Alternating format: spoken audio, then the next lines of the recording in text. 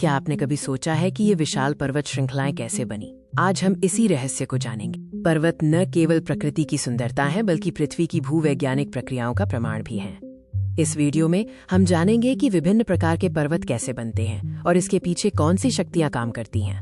पर्वत निर्माण की प्रक्रिया पृथ्वी की टेक्टोनिक प्लेटों के हिलने डुलने से शुरू होती है। वलित पर्वत तब बनते हैं जब दो टेक्टोनिक प्लेटें आपस में टकराती हैं, जिससे भूपर्पटी मुड़ जाती है। ये टकराव आमतौर पर दो महाद्वीपीय प्लेटों के बीच होता है जो एक दूसरे पर दबाव डालती हैं। इस जबरदस्त दबाव के कारण भूपर्पटी मुड़ जाती है और ऊपर उठकर विशाल पर्वत श्रृंखलाओं का निर्माण करती है।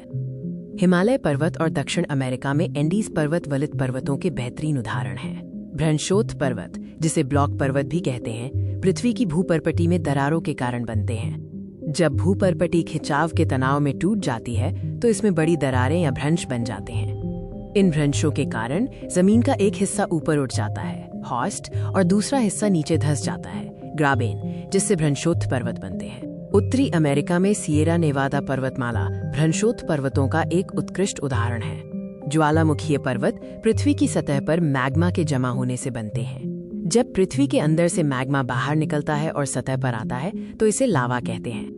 बार बार होने वाले विस्फोटों से लावा, राख और अन्य सामग्री का जमाव होता रहता है, जिससे शंकु के आकार का एक पर्वत बन जाता है।